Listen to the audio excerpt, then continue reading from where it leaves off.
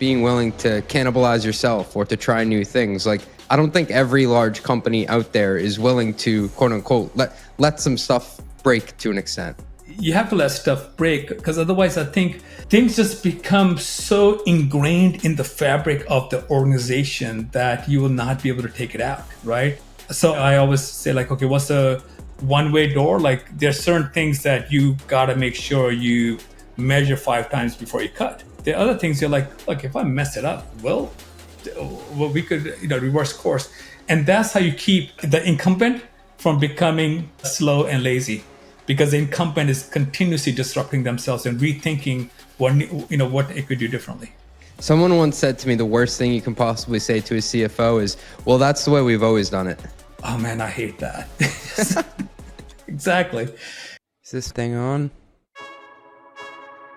Yesterday's price is not today's price.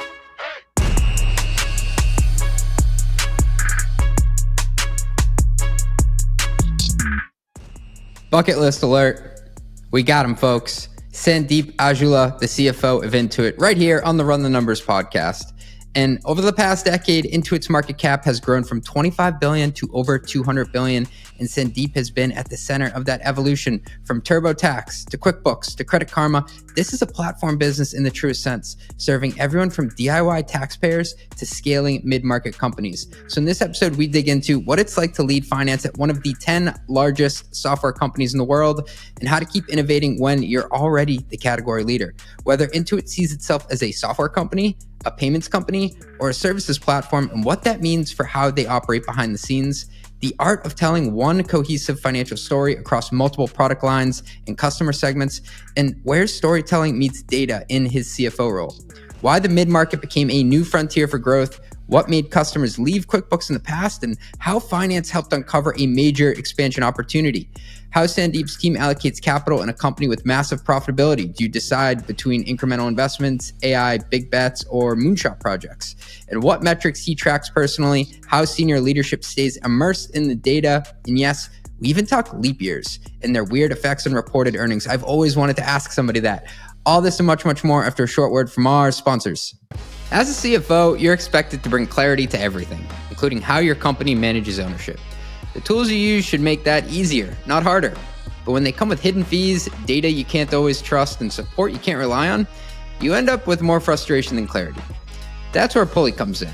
Pulley is the cap table management platform built for finance leaders who need accurate, decision-ready data from a system that works for your business, not against it. With Pulley, you get intuitive workflows, audit-ready reporting, and support you can count on, all backed by predictable pricing you can plan around, so you can stay compliant and make smarter decisions about your company's future. Manage everything from fundraise modeling to ASC 718 reporting to custom liquidity programs, all on one trusted platform. Hundreds of high-growth companies like Linear, Fathom, and Runway trust Pulley to help turn ownership into a strategic advantage, and joining them is now easier than ever. You can switch to Pulley in as little as 5 days. And for a limited time, they're offering 25% off your first year. To claim your exclusive offer, visit pulley.com/mostlymetrics. That is PULLEY.com/mostlymetrics. Pulley.com/mostlymetrics. Listen, being a CFO, it's not always that glamorous. Sometimes I find myself watering the plants and taking out the garbage in the office. And, the best CFOs I know they're true business leaders. They know how to drive growth in heroic fashion. Unfortunately, the status quo of finance makes that really hard because day to day, we're mostly up to our eyeballs in spreadsheets and receipts. Thankfully, there's a financial provider who has built a solution to match your ambition, Brex. Brex designed a modern corporate card and spend platform that controls spend proactively and automates tedious expense and accounting tasks. Brex frees up CFOs to focus on the high-impact projects that drive growth. The shit that's actually worth your CFO time. So how does Brex work? You can embed your expense policy inside the corporate card to prevent out-of-policy spend before it happens. Receipts and memos are auto-generated, so you always have what you need to close the books fast. Managers get freed up from reviewing, every possible expense under the sun because in-policy expenses are auto-approved, and AI will flag any exceptions. And all the while, your expense detail is syncing with your ERP because Brex integrates with almost all of them. I love that, from QuickBooks to NetSuite. It's your time to shine. as the strategic growth driver you are. And Brex can make it easy. More than 30,000 companies like DoorDash, Coinbase, and SeatGeek use Brex to make every dollar and every minute count. Join them at brex.com/metrics. That's brex.com/metrics. So if you listen to this podcast, you'll know that I am incredibly passionate about the FP&A space because that's the route I went to get to CFO. And I want to tell you about a tool that has exploded over the past few years. It's called Aleph. And I remember getting outbounded by them about 2.5 years ago, and I actually took the bait because they claimed to be able to do a demo with my live data, with me right there on the call. And so I had to see it to believe it. And it was the founder running demos back then. Shout out Albert, hope you're listening. And he connected my NetSuite and built my P&L using their Excel add-in in like 15 minutes. And I was really impressed. Since then, Aleph has gone on to raise money from some of the top VCs out there, and they've built an impressive roster of customers. Many of their customers have been on the podcast, like the CFO at Turo, 8 Sleep, and Zapier. They're all really big champions and supporters of Aleph like me. But it's not just an Excel add-in. Aleph also allows finance teams to work with their live cross-system data using Google Sheets and their web app. And that's cool because it gives teams the option to support a wide range of needs and workflows like budgeting, forecasting, and variance analysis. And speaking of variance analysis, they're doing some really cool things with AI-powered variance analysis. It basically allows you to figure out what's going on and why, and it takes the time that you'd usually spend from hours to minutes. It's really cool. So I highly recommend checking them out and taking them up on that demo or trial, just like I did back in the day. And you can learn more and get started at getaleph.com/run. That is getaleph.com, aleph.com/run. Tell them CJ sent you. Sandeep, welcome to the Run the Numbers podcast. Hey, CJ, good to be here. Thanks for having me. This is a confluence of everything I love, podcasting, finance, and I think I've spent more time in QuickBooks than any other application in my career. Well, thank you. We appreciate that. We love highly engaged customers. So you've been at Intuit for over a decade, and in that time, your market cap has gone from 25 billion to approaching 225 billion. Do you ever step back and be like, holy crap, I'm now the CFO of one of the largest software companies on earth? You know, I'll step back just in my life journey coming to this wonderful country, age of 12. My parents immigrated here.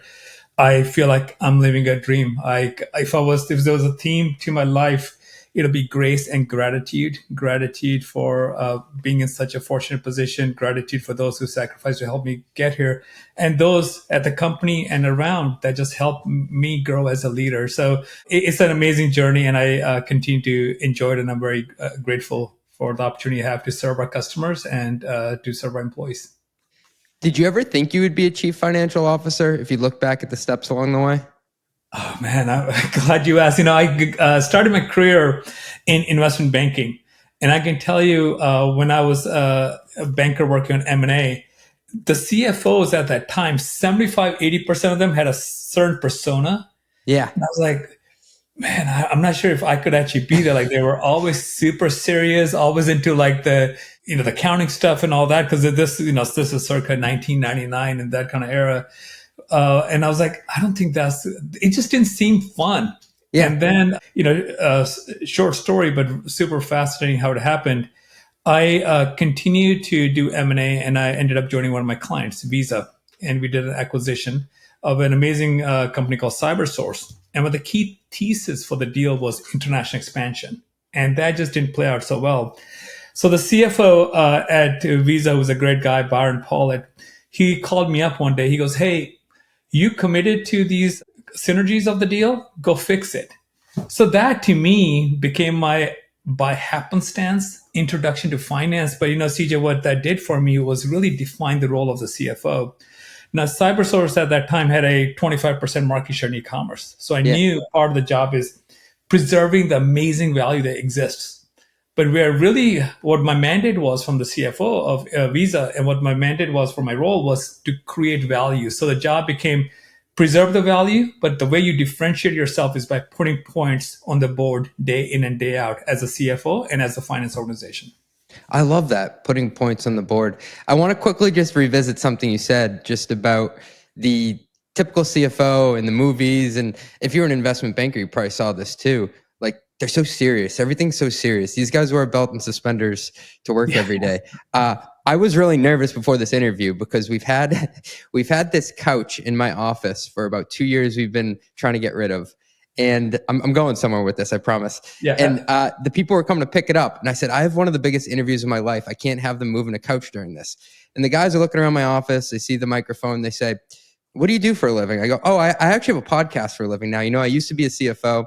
So I'm downstairs, I'm making lunch in the kitchen, and I hear the two guys who are moving the couch talking, and they say, he's a podcaster? Like, is it a sports podcast? He goes, no. It's something really serious. I didn't get it, though. So I guess the stigma still sticks today. It is. And, and most of the CFOs I got to know are just such a set of well-balanced, all around amazing people to hang out with. Particularly right now, I think 80% of the CFOs are, in essence, proxies for the CEO. The days of CFO kind of being core accounting, that very fixed kind of a box that they played in. I think those days are gone. And the CFO role today is, I think, one of the most fun, if not the most fun job at a company. So how do you take a company that is immensely successful, a leader in the category, how do you get them in the leadership team to operate in a very new way over time? Because I imagine you have to evolve with the times. It's a great question. In fact, it's very timely. Our fiscal year ends in July, and tomorrow and the day after, the CEO and I are taking our S team. These are the top 36 people across the company, senior vice presidents and up, and sharing with them what the operating plan is for the next year and the next 3 years. And the number one topic on our mind is, gosh, to your point, and through this team's and our employees' great work and our customers' trust in us, we've been immensely successful. But you got to, when you hit a summit, you got to have the mindset that this is my new base camp, because you got to get to the next summit. You can't be like, this is a summit and, where do I go from here? And that's the mindset we have at the company. And the conversation the next 2 days, as I was actually thinking through what my opening remarks are going to be when I spent the first hour kind of setting the tone for the meeting, is going to be our success has made us incumbent in certain fields. Yet, where we are trying to go, where we need to take this business, we need to continue to engage as disruptors. And that comes down to two things in my perspective. One is velocity, and the two is focus. And velocity and focus, when put together, leads to top tier execution. So that's going to be my mindset all around. How do you continue to have that fire in the belly, that hunger to be the disruptor, even though in certain of your core markets, you are truly the incumbent? It's so funny you say that, because I've worked at smaller tech startups my entire career, and we would always put the big company, the incumbent, on the slide and say that's who we're going after. It's got to be a weird feeling to be the incumbent, but still need to have this spirit of always disrupting yourself. So true. If you just look at our run rate right now, about 20 billion in revenue, 40% plus non-GAAP margins, about 8 billion of EBIT. That's a pretty attractive pool for a lot of hungry startups to come after, right? Intuit is the one that needs to get disrupted. And the way you keep yourself from being disrupted is you have that same hunger, the same fire in the belly, the same ambition to win, the same speed, the smart risk taking that those companies have. But then you layer it on top of the fact that you have access to capital, you have this amazing large base, so that becomes a differentiator. But I truly agree. My time in investment banking, we used to have, as we were talking to younger companies, we always had the incumbents that were kind of categorized as slow and, air quotes, lazy and easy to disrupt. I want to make sure Intuit is not that. We are barely 40 years old, but we act like we are still teenagers. And I want this to continue for the many, many decades to come. I love that. That gets me pumped up. Do you consider yourself a software company, a payments company, or maybe even a services company, if we're going to be really wild, considering your agent network? I like that question. The way I think of us, if I was to take those three, what we do kind of overlaps nicely. There's like the Venn diagram where those three circles overlap. I would say we are the end-to-end platform for consumers, small businesses, and mid-market businesses to come and make smart money decisions and be their operating system for their financial life. That's kind of how I think about it. That includes us having top tier software that resonates with customers, that has AI baked into its core, that's just easy to use and drives good usage, active use. It's about having all the money solutions. Money is the lifeblood of success for businesses, and for us as consumers, money in, money out, access to capital. And then where we are really differentiated, and I love that you brought it up, is this marriage of artificial intelligence and AI-powered human intelligence. So human intelligence plus AI, working together to help people make the best financial decisions for their situation on our platform. Hey, thanks for listening. We'll be right back after a word from our sponsors. All right, I got to get up on my soapbox for a sec here. Everybody's talking about AI-powered this and automated that. But here's the thing about revenue recognition. It's not just about moving data around. It's about getting it right, full stop. So RightRev is laser focused on one thing, RevRec that auditors actually trust. See, there's a difference between automating revenue processes and automating revenue recognition correctly. RightRev was actually built by the godfather of RevRec, who understands ASC 606 compliance, audit controls, data validation, and the flexibility needed for complex B2B contracts. We're not trying to be your billing system or your ERP. We're the revenue recognition engine that sits between your contracts and your financials, making sure every dollar is recognized correctly, on time, every time. Companies like Snowflake and Logic Monitor don't just need fast revenue reporting, they need revenue reporting that's audit ready from day one. And that's honestly where RightRev shines. And what I love about RightRev is they're not out there trying to be everything to everyone and just slap some, AI slop on top of it. While everyone is building these massive platforms that do everything in a kind of mediocre fashion, RightRev does one thing exceptionally well. They make sure your revenue recognition is bulletproof. Ready to stop gambling with your RevRec? Visit RightRev.com to see how we make complex revenue simple. That's RightRev.com, where revenue recognition actually works. This episode of Run the Numbers is brought to you by Navan, the all-in-one travel and expense solution. CFOs and finance leaders, let's be honest here. Your T&E process is broken. Manual reconciliations waste valuable time, policy violations drain money, and limited visibility creates unnecessary risk. Nobody likes that. Navan cuts through these problems, giving finance teams the clarity and control needed to close with confidence, faster and with fewer headaches. Connect your existing eligible Visa, MasterCard, or American Express cards directly to Navan and keep all your card rewards and banking relationships. Get real-time expense tracking, automated policy enforcement, and AI-powered reconciliation that works. Companies like Anthropic, Unilever, and Zoom trust Navan to manage travel spend smarter and increase compliance. Are you ready to modernize your T&E process? Visit navan.com/runthenumbers for your demo today. That's navan.com/runthenumbers. Tell them CJ sent you. They'll hook you up. What does the future hold for business? Ask 9 experts and you'll get 10 answers. Bull market, bear market. Rates will rise, rates will fall. Can someone please just invent a crystal ball already? Until then, over 40,000 businesses have future-proofed their companies with NetSuite by Oracle, the #1 cloud ERP, bringing accounting, financial management, inventory, HR into one fluid platform. With one unified business management suite, there's one source of truth, giving you the visibility and control you need to make quick decisions.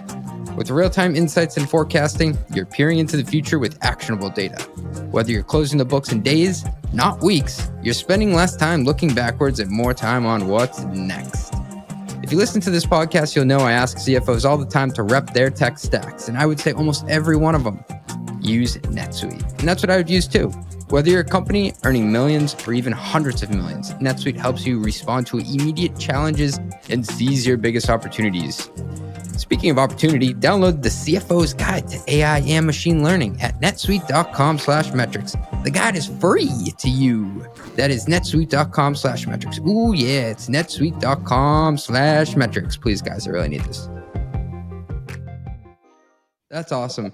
And we're going to talk about your platform strategy in a second. But maybe for the benefit of listeners, Sandeep, would you mind just giving us the 30-second overview of the family portrait? Because, I use QuickBooks at work, but I also use TurboTax at home. So there's a lot going on here. Thanks for asking that, because I forget. I live in this, it's going to be a decade in July, and I forget that many people don't realize just how the company's structured. So for us at Intuit, we serve about 100 million customers, around 90 million consumers, around 10 million small and mid-sized businesses. across our business platform that many people know from the brand QuickBooks, but it's more than just your financial management software. It has payments, it has payroll, it has access to capital, it has MailChimp that helps you get and grow your customers. And that's on the business side. On the consumer side, we have TurboTax, which is used by over 45 million people to file their taxes. We have Credit Karma that has over 40 million monthly active users for people to come make financial decisions on our platform. And that's our consumer platform. So that's in essence, the company, QuickBooks and MailChimp on the business side, Credit Karma and TurboTax on the consumer side. Wow. So you've got this business side, you've got this consumer side. This may be a weird question because they are different end buyers, but are there any sort of network effects between the two platforms? The way I think about it is at the end of the day, we're serving consumers. Consumers choose to be entrepreneurs, so they end up having small businesses that become successful, become mid-sized businesses. But at the end of the day, we're serving 100 million customers. Many of them are consumers and they think as such. But in terms of network effects, the things that come to mind, for example, we were talking about services, are AI plus HI working together. That's the same platform across the entire company. So these are area folks that we could use to do your tax returns during the tax season, provide assistance on your bookkeeping, et cetera, during outside our tax season. We have financial risk management, fintech capabilities, such as underwriting risk, money movement. Those capabilities are built across the company that gives us a strong network effect in terms of how we run the business. And then, of course, marketing, because we're, in that end of the day, helping consumers, whether they're entrepreneurs or simply consumers, not entrepreneurs, make decisions. The way we market, the way we unlock the funnel, those behaviors tend to have a lot of consistency between those. So those are kind of how I think about the network effects being unlocked. And of course, beyond that, we are launching things such as business tax. Business taxes are using the TurboTax platform, but they're serving QuickBooks customers. So there are synergies that continue to be held across the company that are continue to unlock that network effect that many speak of. And so in preparation for this, I had to log in and listen to the most recent earnings call that you did. Great, another great quarter. And on the opening webpage, it has logos on it. So it has QuickBooks, it has TurboTax, it has Credit Karma, and it has MailChimp. And I thought, my goodness, this guy has to tell quite the story here. So as a CFO who has to tell the story about what the results were and where the puck is going, with so many moving parts, like, do you tell one story? Are you telling multiple stories? How do you get that straight all in your head? It is multiple brands, multiple offerings, but one platform. So that ends up being, frankly, one story inside and out. In fact, the earnings is a great prep for even the story I have to tell, or the narrative I share with our internal senior leadership team. And it's all rooted in the needs of our customers. When we look at our strategy, when we look at what matters, what we are doing and why we're doing it, and how that unlocks benefits for our customers that then translate into benefits for our shareholders, it comes down to addressing the customer's needs on the business side. Help me get and grow customers. We are focused on helping them do that through products such as MailChimp and the capabilities we have in there. Help me get paid. Help me pay my employees. On the consumer side, it is help me make ends meet. Help me get my taxes done. Help me get access to capital at an efficient cost. So the story is all about addressing customers' need and making sure that we're doing that in a way that is the most meaningful across any of the option that they have in the marketplace. It's cool when you simplify it that way. It's like if we just help the customer and provide value there, it's gonna prove out in numbers, and it gives you almost like a home base to come back to when you're telling the story. It does. Many things that we focus on internally is you do right thing by the customer. You help them get their needs met. It'll unlock your revenue profile. A very simple way that I think about it for a SaaS business, you build great products that drive strong active use. Strong active use leads to high relevance in the life of your customers. That high relevance in the life of your customers leads to a pretty wide aperture on how you can monetize that relationship. I love how you said the high relevance, because it's so true. Like your business is permeating multiple aspects of my life. I mean, like I have to file my taxes, I use TurboTax, but then if I'm closing the books on my business, it's QuickBooks. In the background of all of that, I'm assuming that it gives you a wider surface area for good things to happen. It does. You're using QuickBooks, and we are helping you have a very clean set of books. If it was on a 10-point scale, you're at like 8.5 and 9 already to get your taxes done. And now if you wanted, through one click, have TurboTax and a live experts on TurboTax do your taxes for you. So that's the opportunity for us in helping customers. And CJ, you're a great example. Your passion is running your business, building a creative company, and having conversations that keep your neurons firing and are relevant to your audience. You didn't get into this business of figuring out how to do accounting, how to file your taxes. And that's what we are in the business for, is like helping you and other entrepreneurs be highly productive, have confidence in the smart money decisions you're making on a platform, so you can get back to what you love and where your passion is to follow your entrepreneurial pursuits. And totally. And I think it's safe to say that I would be considered an SMB. And you very much have built your empire on small businesses. I've noticed, though, that you've also evolved towards the mid-market. Now, how do you resist the temptation, because it's human in all of us, to try to be everything to everyone and make sure that you keep the main thing the main thing? Yeah, a couple of things here. One is just I think it might be helpful to understand how this whole mid-market came about, because let's do it. Unique definition of mid-market. Then we made some announcements with the last earnings call to drive our focus across small business mid-market. So I'll touch on that as well. So one of the things I started doing when I was leading finance for our Global Business Solutions group, our business platform, is I would spend 90 minutes every month in what I would very lovingly call geek out sessions. I would have our analytics team that reported into me come in and say, hey, no need for decks or prepared presentations. Let's just bring in your data. Let's go into conference room. Let's whiteboard things like, what are we seeing? And is it opportunity for us to find growth points here? Again, going back to the role of finance to put points on the board. And the team highlighted their customers who are getting really successful on a platform. Now, some big companies like Uber, Brex, they used our products all the way until they got really, really big. And they stretched the abilities of QuickBooks. So we knew our product works and could address a lot of needs. And the analytics team identified, hey, there's a couple of things that we built into our offerings, such as multi-entity. An example of multi-entity could be you're a very successful restaurant owner and you open 5 restaurants. Those would require 5 different QuickBooks subscriptions, and you would need to go to 5 different accounts to figure out what's going on in your business.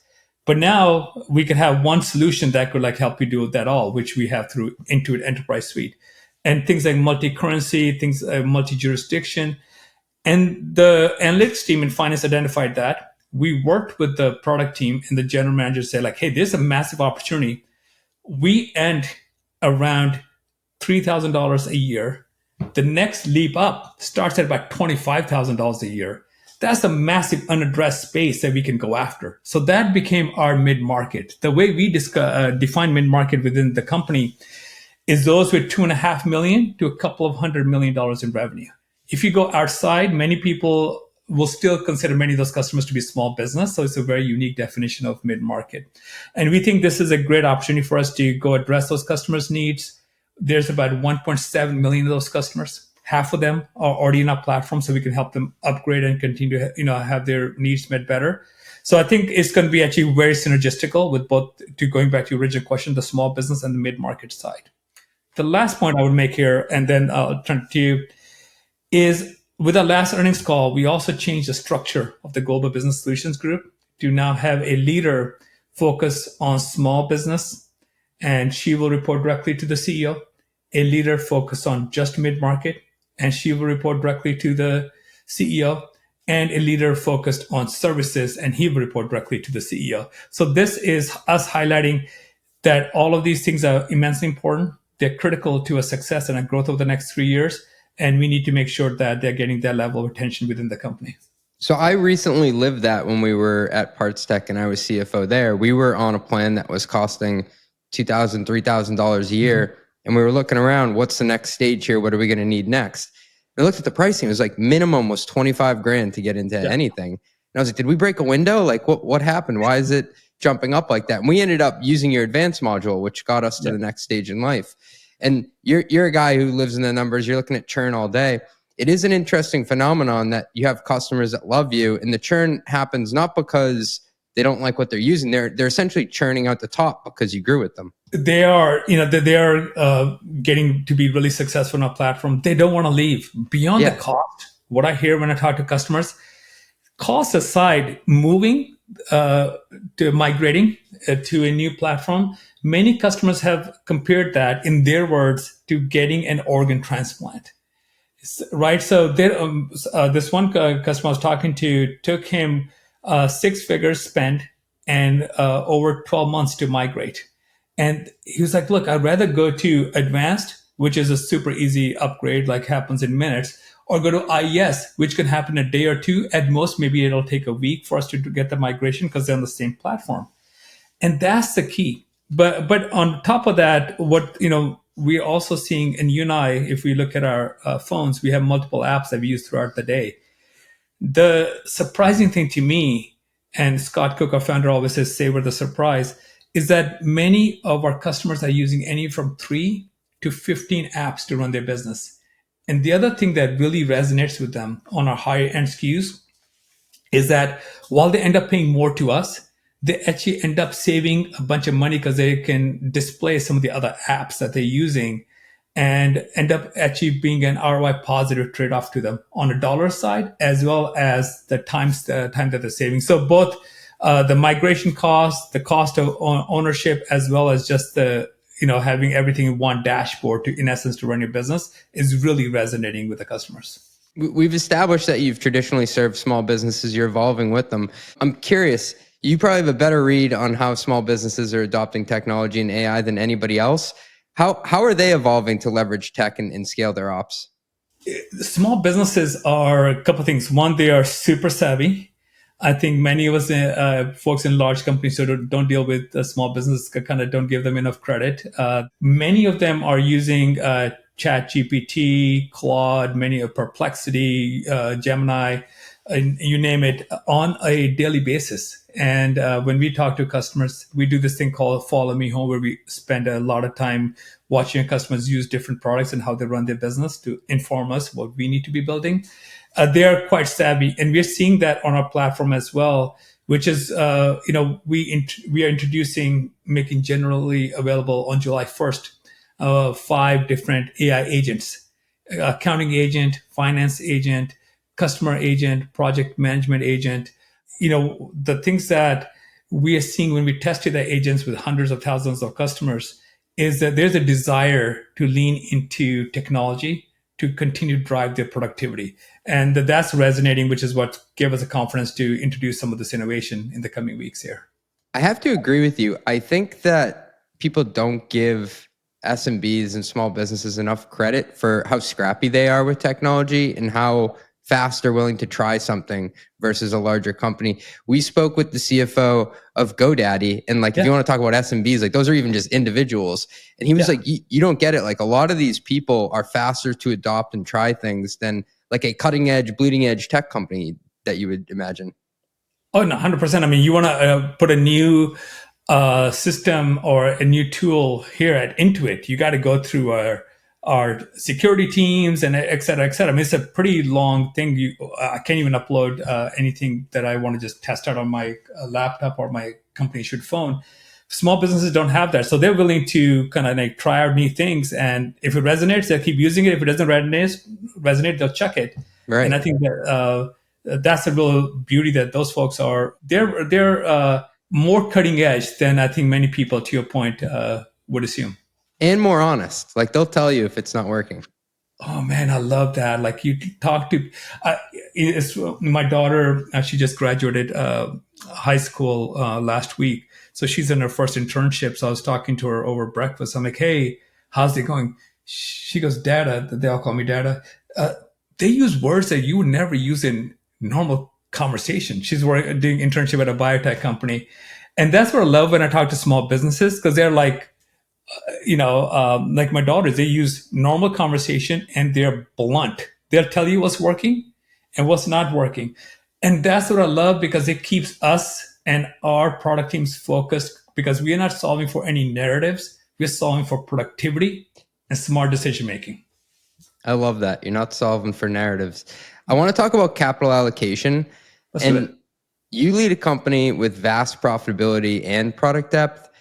With so many possible directions that you could go, how do you decide where each incremental investment dollar goes? I would say the biggest time allocation that happens for me when it comes to expense side is narrowing down, to your point, the number of things that we should be investing in. Our platform is large enough and we have so many growth vectors that I spend time like, okay, what are the critical few? And that's how I do our capital allocation as well. We use the priorities, so priority 0 being security and compliance. If there's anything in this company that has a carte blanche for me, is security and compliance. We got to make sure that we are top notch in terms of our security and compliance infrastructure. Beyond that, we look at, okay, what are the things that are going to matter the most to this company, to our customers, and hence to our growth in the next 3 years. And we think that's going to be done for you experiences with a combination of AI and human intelligence. We think it's going to be fintech capabilities and having a complete suite of money in, money out capabilities for both businesses and consumers. And we think it's going to be around disrupting the mid-market space. So that's where we are staffing those teams for success. To put some data behind the notion of our addressable spend, we're going to have 40% of that go towards these 3 things that matter the most, our big bets. And that's going to scale up to being about 60% of our addressable spend over the next few years, because that's how much we think that we need to put the money where our mouth is and where the growth opportunities are. So that means the rest of the areas have to find efficiencies. And that's where we are leaning into technology, AI, machine learning, and other technology capabilities to continue to get more efficient. But that's how I do it. Fund what's most important, and then everything else, have them find efficiencies. It's really fascinating to hear you go through that, because it's almost like forcing a decision or forcing people to make a decision around efficiencies. That's like a natural tension that you want within an org. You do. And I can tell you, the first meeting, people like, oh, it can't be done.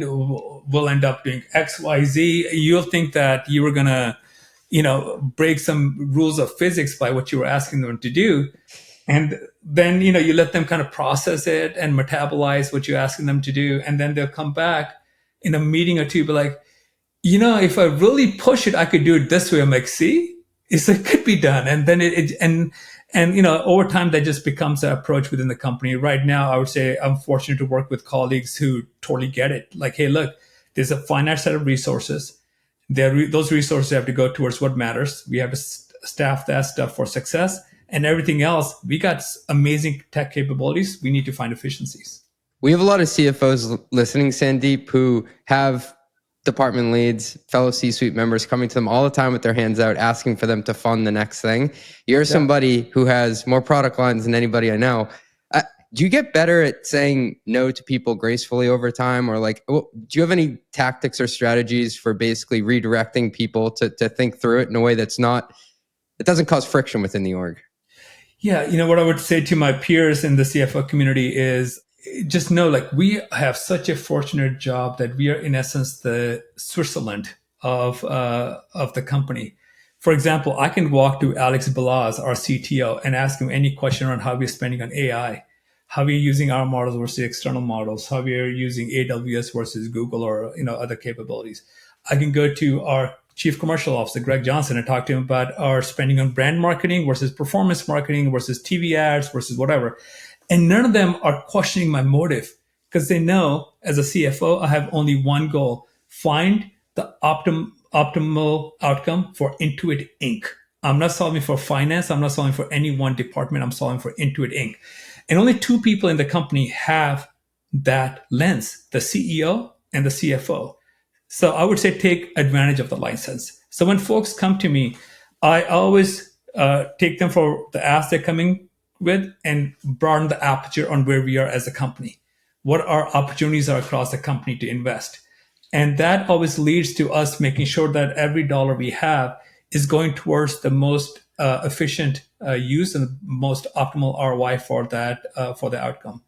And the last thing I would say is I also make sure I remind people and highlight to people that to me, none of this stuff is ever personal. I actually love debate.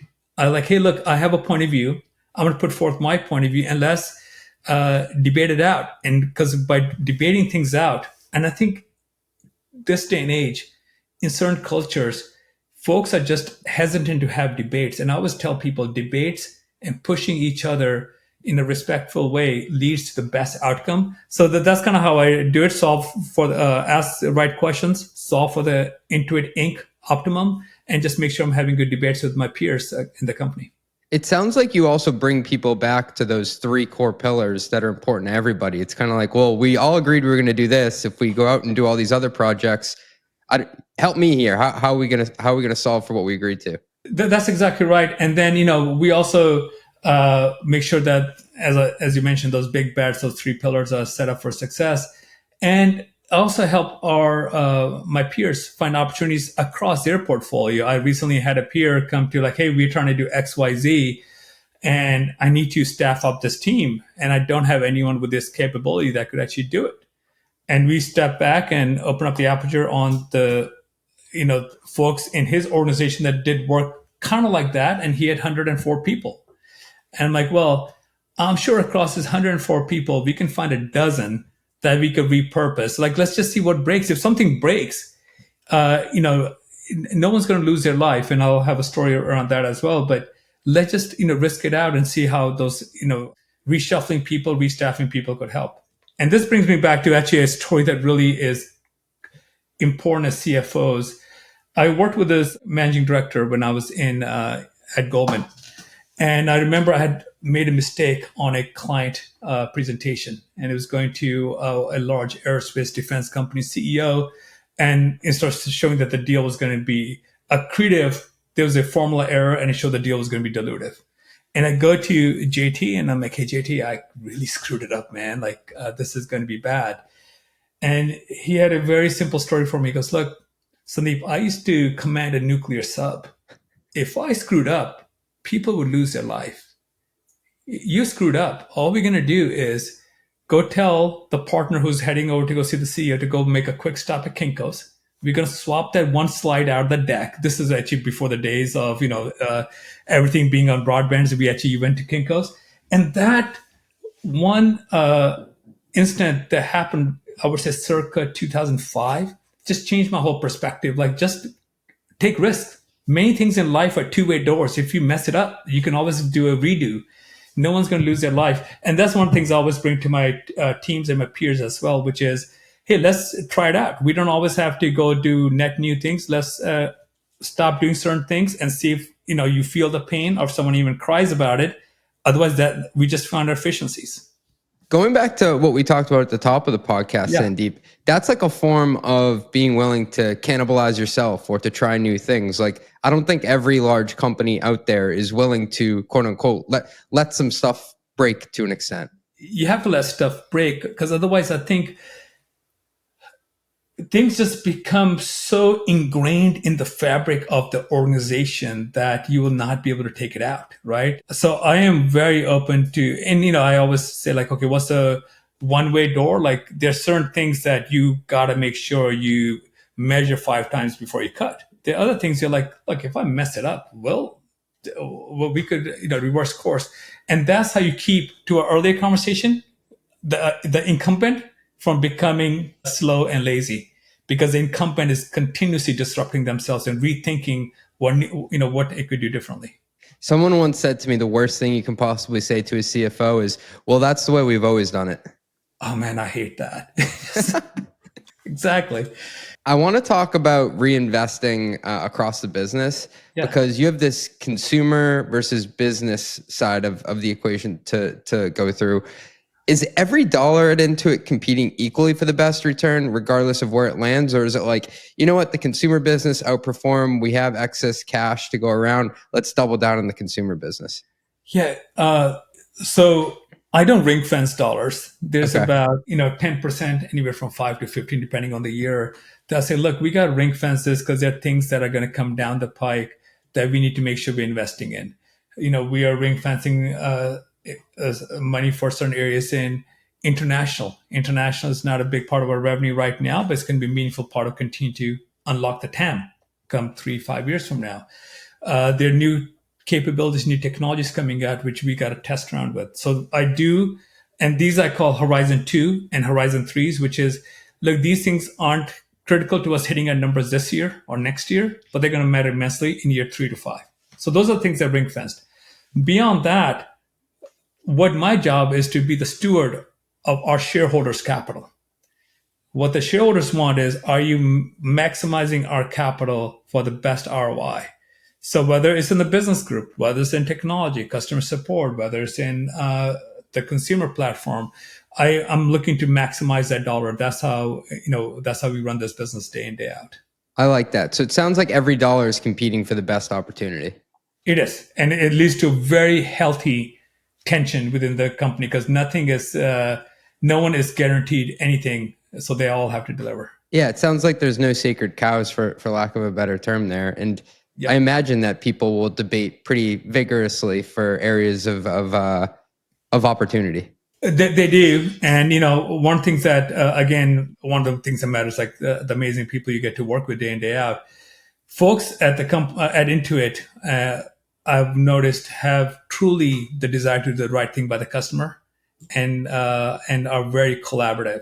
And if the right thing to do by the customer, and therefore the best ROI for the company, is in a different department, like, you know what, I totally get it, why we need to do that, and it makes sense. So I think that's also very helpful when you have colleagues who are truly boundaryless in how they think and are truly grounded in our customers' pain points and addressing those pain points.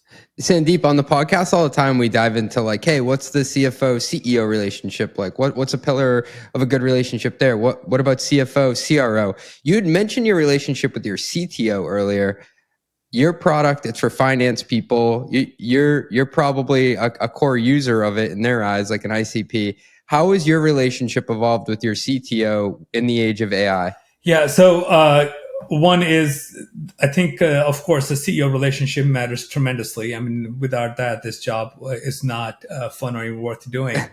But beyond that, the relationship that matters a great deal, particularly for tech firms in this day and age, is the relationship between the CFO and the CTO. And before I took on this job, I actually spent 2 years working with the CTO and as a finance partner and deeply understanding how the CTO org works, what different parts of the CTO org do, what the capital needs are, what the staffing needs are, what the strategy is, and how they're unlocking all the capabilities that we're bringing to bear.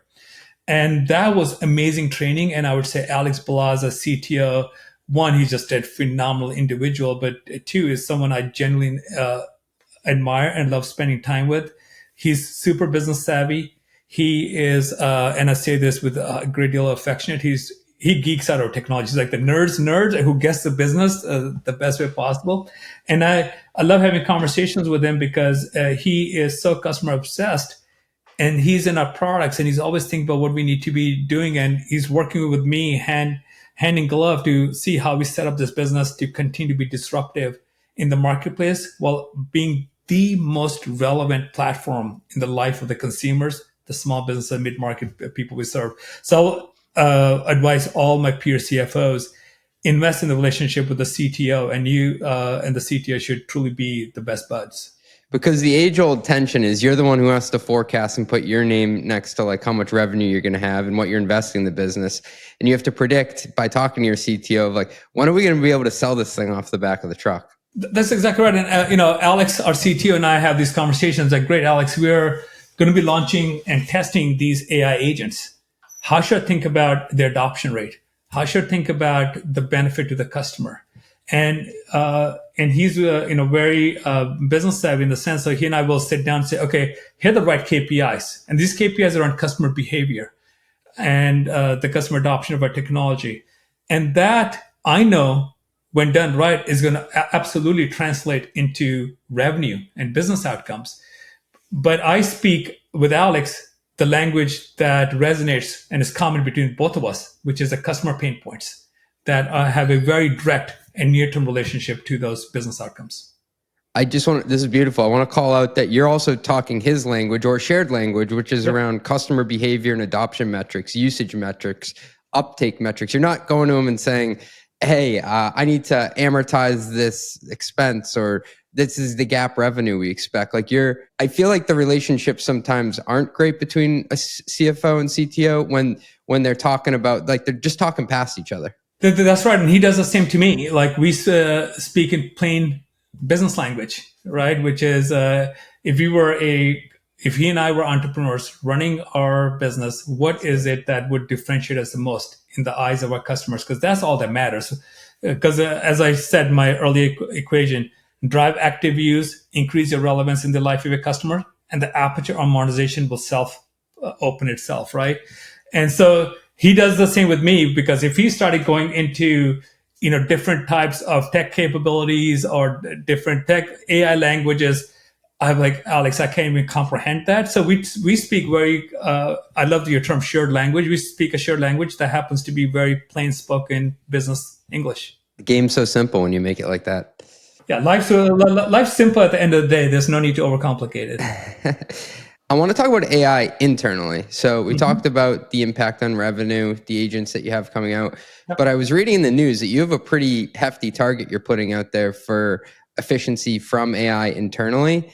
How do you even track that if it's going to plan? Again, I'll take it back to the relationship with the CTO. What Alex and I talk about is how is AI helping our customers become immensely productive? How is it helping them make smarter decisions? Because those two things are directly monetizable into revenue that then hits the bottom line and drives EBIT. Then third thing he and I talk about is how does AI change what we call how Intuit works? And so this is also things that will improve our cost structure. So I focus our teams in using AI to drive EBIT. Whether it's coming through the revenue line or lower expenses line is all how are you impacting my EBIT. So now let's talk about internal efficiencies. Customer support. Level 1 customer support is super rules-based. So we should be using the heck out of AI to take out as much level 1 support as we can, to where our agents are using their sophisticated capabilities to address customers who have more complex needs, whether it's on the side of our service agents helping customers do their taxes or helping them maintain their books, or is it customer support agents helping customers with their product issues. So we're using AI to train our agents. We're using AI to schedule our agents. We're using AI to address customer needs. As an example, my daughter's going to school, to university next year. And if I called in to an agent to say like, hey, my daughter's going to school, and if I buy a house out there, would that mortgage be deductible? Without the world of AI, unless the agent has dealt with that could be a multi-minute research project. Now the agent could use our internal AI, benefiting from billions of minutes of conversations on a customer support channels, right? And access to all these rules and everything else to answer that question in a matter of seconds. So that's driving efficiency. So that's on the customer support side, some of the examples. In tech, we're using AI and we're seeing up to 40% productivity improvement with our developers. In finance, we're using AI to model out our business. So as an example, in our payments business, if it's depending on when the weekends fall compared to the first of the month, or a leap year or not, but even more importantly, when the Super Bowl is or things like that, that has impact on how people pay their invoices, believe it or not. And that clearly has impact on when people do their taxes. Like, hey, this new show, I don't watch too much TV, but I remember back in the days when Game of Thrones would have their season opening, people like people would not log into TurboTax as much. Wait, that is so funny. You had the usage patterns that during Game of Thrones, no one was filing their taxes. Yeah. And AI could do that so that our analyst isn't having to go look at wherever you would find schedule of what TVs out there. And so we're using AI in our finance function to where the folks on my team are spending their time what I call being decision support, helping the company make the best decision as opposed to spending forecasting. And that, CJ, is just some of the examples on how we're using AI to rethink just how Intuit works in every single function within the company. So the way that my simple mind works is that AI can help you in two like buckets. One is to reduce the number of people you need for a task, like customer support, that's right down the middle, or maybe like accounts receivable. You can replace headcount there potentially. The other one is improving the efficiency of existing employees. So maybe you make like a developer who's a 7 out of 10, a 9 out of 10, and you pull the median up.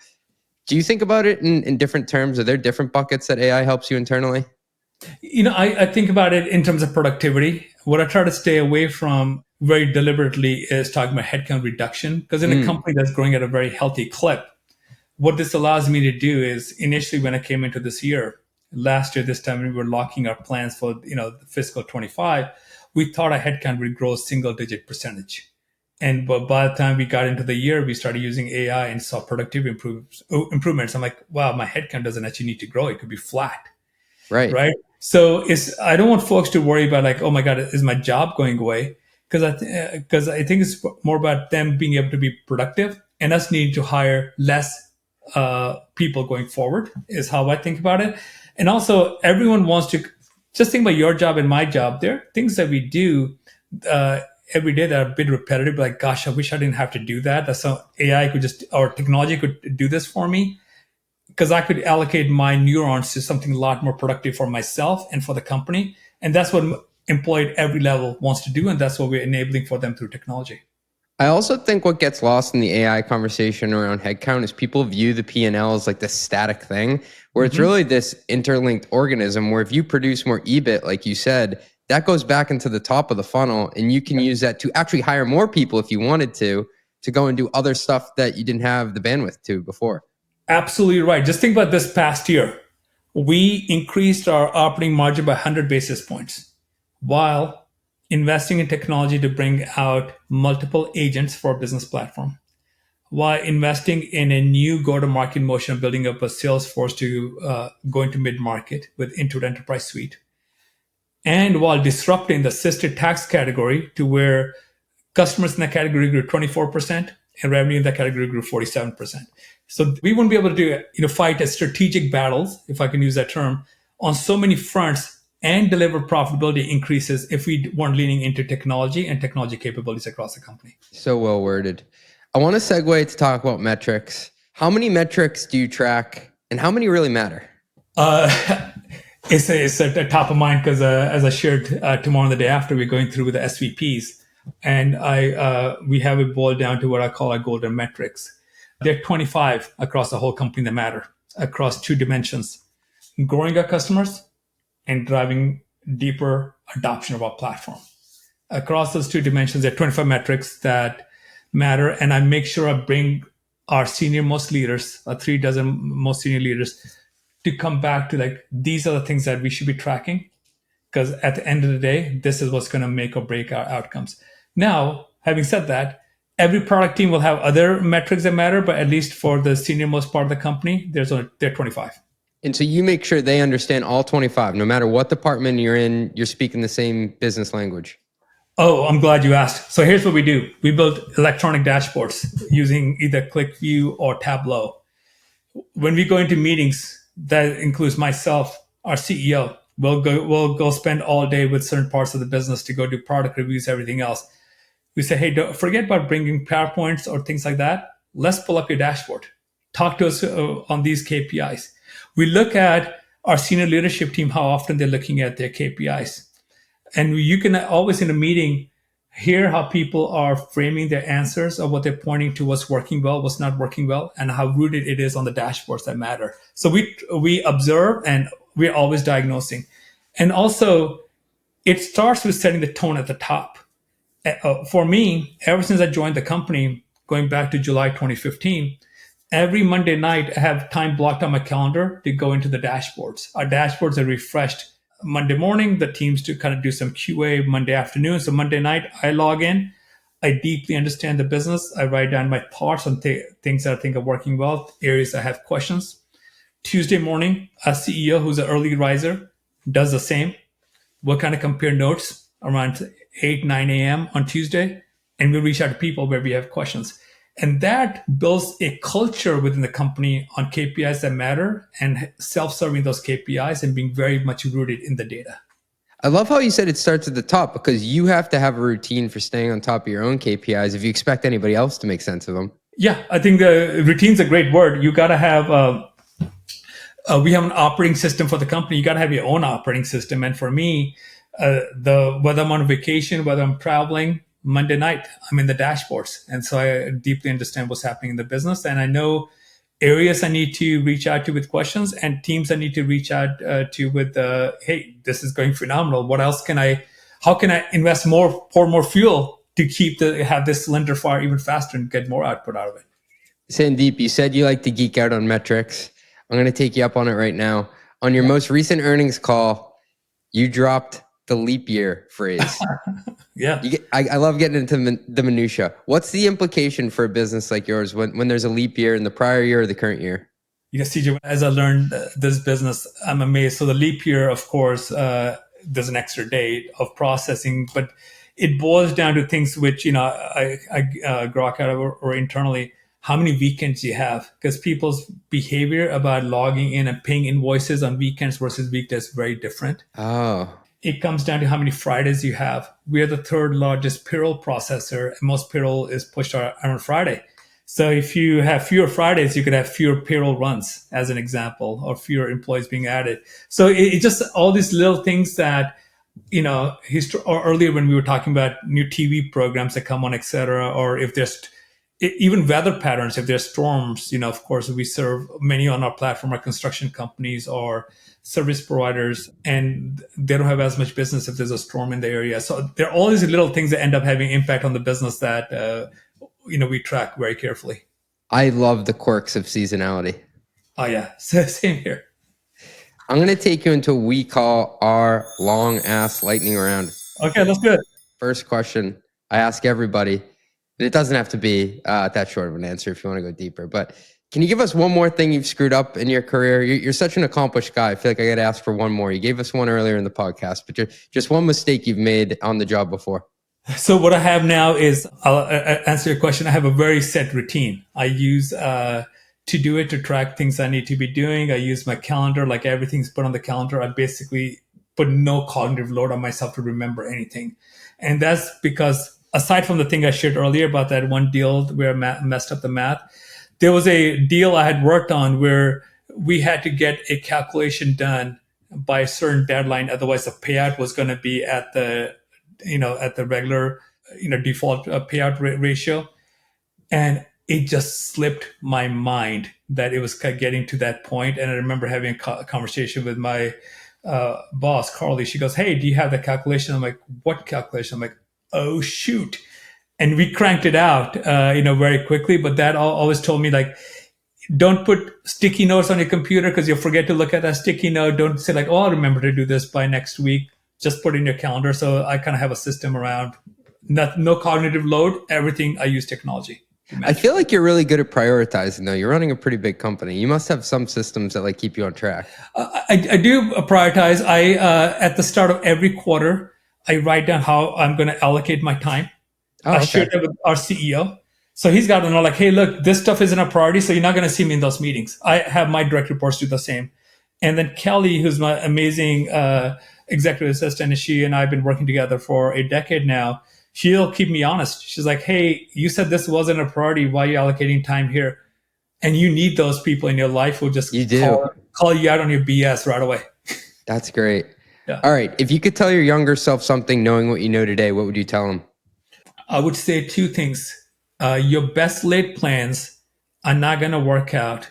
And it should really be all about keeping an open mind and solving for maximum optionality. And what I mean by that is, if you had talked to me when I was 22, I said, look, I'm going to do M&A for 4 years, and then I'm going to go to business school and law school, then I'll come out and be a corporate lawyer doing M&A.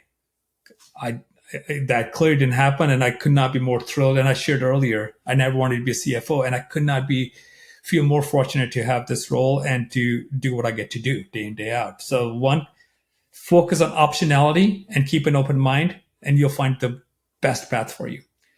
2, allocate time towards family. And I think if I had to go back, before COVID hit, I would leave my house 5:45 in the morning, get to the office early. I would usually come home around 8:30.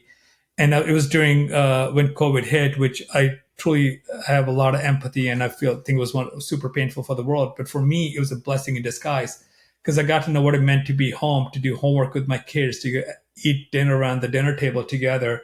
And that was a life changer. My mom always used to say, the days are long, but the years go quickly. And I wish I could do a redo on some of that. So that'd be my other advice. Like, just be very deliberate on how you're allocating your time, not just to your professional ambitions, but to what's really going to matter. Because on our deathbed, we're not going to care about what was the best business decision we made. It's going to be really about the family that we touched and got to spend time with. That's awesome. All right. This question isn't as meaningful after that life advice, but more of a technical one. Can you walk me through your finance software stack? What tools does your team use to get the job done? Man, when my team hears this, I'm sure they'll find a dozen that I missed, but let me go off the top of my head. Things that I touch: Tableau, QuickView, Hyperion/Oracle. We use Blackline, Jira, Smartsheet. And of course, I'm leaving out all the other tools that I use, like Slack, Microsoft, Google, and all that. But those are the things that I tend to use.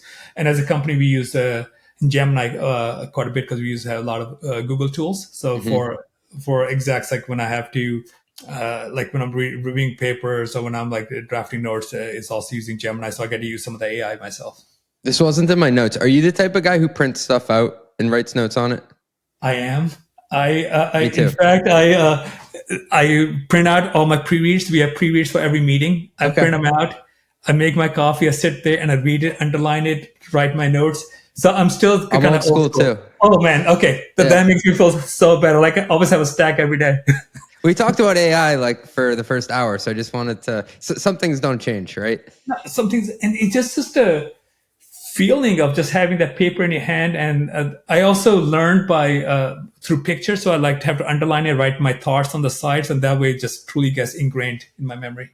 Cool. Last one I got for you. What's the craziest thing you've ever had someone try to expense? Oh man, I've been fortunate to where I have not had anyone try to do anything too crazy. I can tell you my first introduction to finance. This is a funny story where I was traveling when I took over the CFO job at the CyberSource, and they had a location, American Fork. And when you travel, you just a habit of using a corporate card for everything. And I went to Starbucks and I picked up a coffee. And I remember coming back, and the CFO, he's like, "Hey, do you drink a lot of coffee?" I'm like, "Oh man, I love coffee. It's like the only thing I'm addicted to." He goes, "Well, were you going to have this cup of coffee anyway if you were here?" I'm like, "Yeah." He goes, "Well, then it was not incremental expense." Man, like, you're the CFO of Visa. You're focused on like because I don't drink fancy coffee. I just drink drip. I'm like, you're focused on a $2 expense. Like, it's probably $7 now with inflation, but that's what I heard. Like, I kind of geek out over like weighing my own coffee and making it in the morning. But I've been fortunate. People don't try anything too crazy here, so I haven't had any of those. But I wanted to share that story because that resonated with me. I'm so careful with my own expense reports ever since then. There's something to be said about that, like the CFO of Visa, seeing that, like that'll stick with you for a while. I think he was also using that he was a great teacher, mentor to me when I started out, just, sweating the smallest of the details in this role, which, sometimes when you're in my old job of doing mergers and acquisitions, you're focused on the broad brushes. Mm-hmm.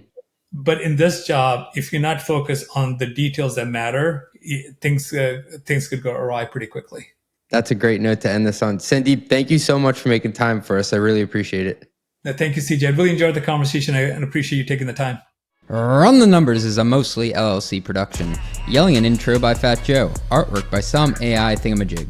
Podcast and video editing is done by Cleancast at cleancast.io.